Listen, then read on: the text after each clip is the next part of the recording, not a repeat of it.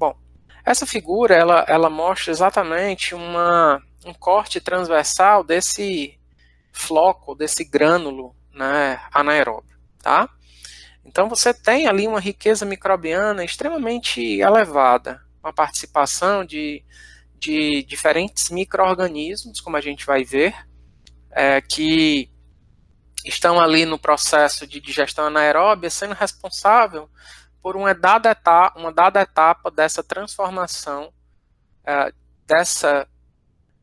desse substrato complexo grandemente em biogás, tá? Bom, e aí o que nós temos, né, dentro desse digestor anaeróbio é a participação de diferentes grupos microbianos, que eu estou dividindo aqui nesse slide em bactérias fermentativas hidrolíticas, bactérias fermentativas acidogênicas, bactérias acetogênicas e as arqueias metanogênicas, né? Esses 4 grandes grupos microbianos. Portanto, se a gente imagina, por exemplo, um material fecal como um substrato complexo, né, a gente vai poder separar esse substrato complexo, ou esse polímero, em 3 grandes grupos, que nós chamamos de carboidratos, proteínas e lipídios. Tá?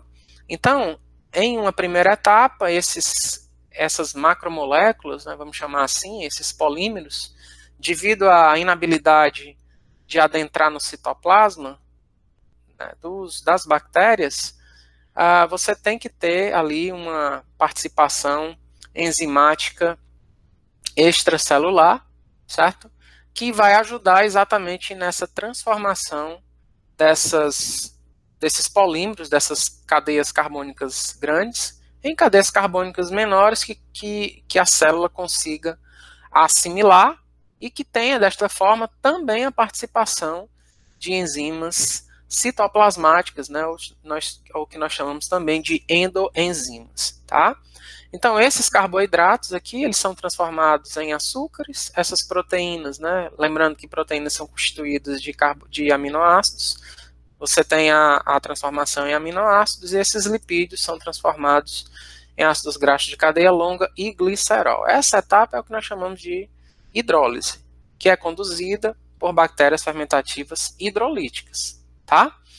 Uma vez que a gente forma esses compostos, açúcares, aminoácidos e ácido graxo de cadeia longa e glicerol, passa a atuar um outro grupo de micro-organismos, conhecidos como bactérias fermentativas acidogênicas, que vão grandemente produzir ácidos e que vão produzir também, eventualmente, alguns álcoois, né? Ácidos graxos voláteis importantes, aí, como o acetato, o propionato, o butirato, valerato, certo? Ácido lático, também muitas vezes formado. E você tem também a participação de micro-organismos, eventualmente, que formam alguns álcoois, né, como o etanol, como o metanol, que vão ser subsequentemente transformados a partir de outras rotas de degradação anaeróbia, tá? Essa fase é o que nós chamamos de acidogênese, né? Então, observem que mesmo a gente formando álcoois, né, o nome da fase, ou pelo fato de se formar grandemente ácidos, tá? A gente batiza essa fase de acidogênese. E daí, a partir desses ácidos e desses álcoois, a gente vai começar a formar aqueles substratos precursores da metanogênese, tá? Então, observe que nós temos aqui 2 rotas de formação de metano e CO2. Uma a partir do acetato e outra a partir do hidrogênio junto com o CO2. O acetato, o que vai acontecer nele, né, é um processo, obviamente, de oxirredução, em que o grupo metil do acetato, né, CH3, ele vai ser reduzido e você vai ter a redução do grupo carboxílico. Perdão, a redução do grupo metílico e a oxidação do grupo carboxílico, tá? E aí você, com isso, forma metano e CO2. Já já a gente vai apresentar algumas reações bioquímicas que vão facilitar grandemente esse processo de apreensão. E do outro lado, nós temos a formação do metano e CO2 a partir, né, do hidrogênio, que vai ser o doador de elétrons, né, junto com o CO2, que vai ser o aceptor de elétrons, para, né, a gente formar aqui o metano. Essa rota daqui do hidrogênio junto com o CO2 é o que a gente chama de metanogênese hidrogenotrófica, e essa rota aqui, a partir do acetato, é o que chamamos de metanogênese acetoclástica. Tá? Observem que, normalmente, para esgotos sanitários, você tem que cerca de 70% desse biogás aqui, né, é formado a partir dessa rota do acetato e 30% mais ou menos a partir dessa rota do hidrogênio e do CO2.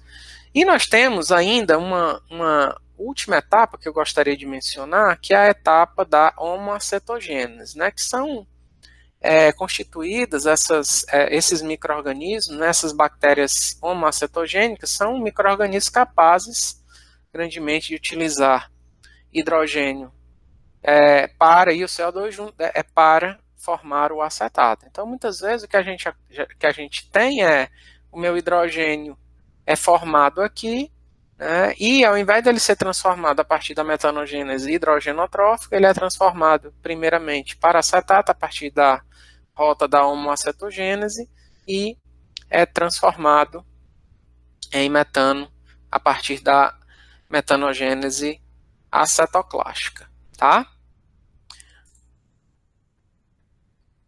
Deixando esse processo um pouco mais, digamos assim, interessante, eu apresento essa figura quando você tem, e que é o normal, de que em sistemas anaeróbios você tem uma competição entre os micro-organismos que querem formar metano, né, que são as arqueias metanogênicas. Então, observem que daqui para trás são bactérias, e essa última etapa é constituída, são arqueias que realizam essa transformação.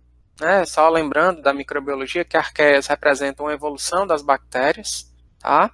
Estão mais próximas dos eucariotos do que as bactérias. E você tem também a participação de bactérias sulforredutoras ou redutoras de sulfato. Tá?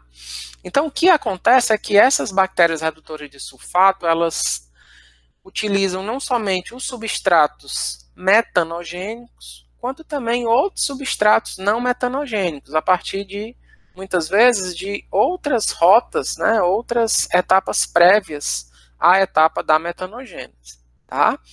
Então, o que é que vai acontecer? É que uma parte dessa DQO, desse substrato, vai ser utilizado para a redução do sulfato.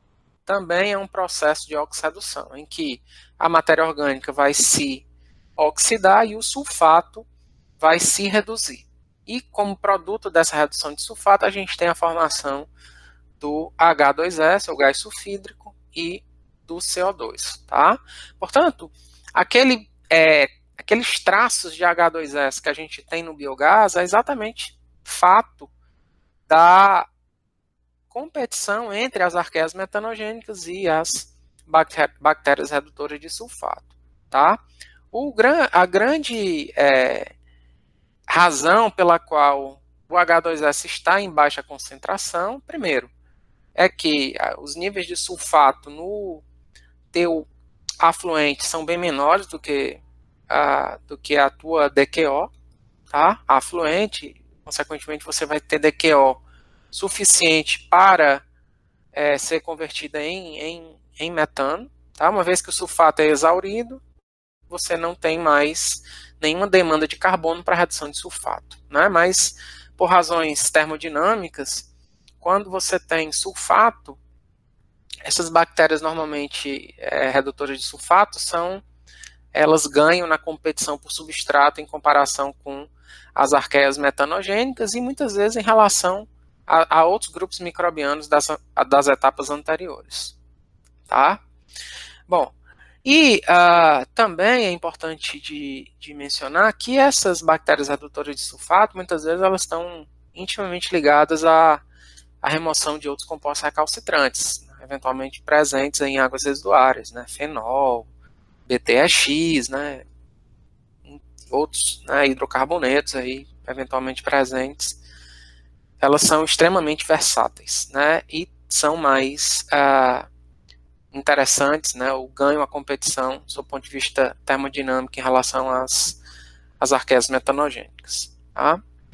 Essa figura também é um resumo daquilo que a gente mencionou anteriormente, certo? Da transformação dessa matéria orgânica complexa em biogás, né, constituído grandemente de metano e de CO2. A gente tem, especialmente na transformação de lipídios em ácidos graxos de cadeia longa e até mesmo em outros ácidos graxos menores, reações de beta-oxidação. Né? Essas reações de beta-oxidação são reações de retirada de carbono, né, aos pares. Então, se eu tenho C16, em uma reação de beta-oxidação, eu vou formar C14, C14 e C12, C15 e C13, enfim, e assim vai, né, até eu ter carbonos menores. E hoje em dia existem pesquisas e algumas estudos em escala piloto, inclusive, e até mesmo alguns processos já industriais, que vêm trabalhando com processos de alongamento de cadeia carboxílica.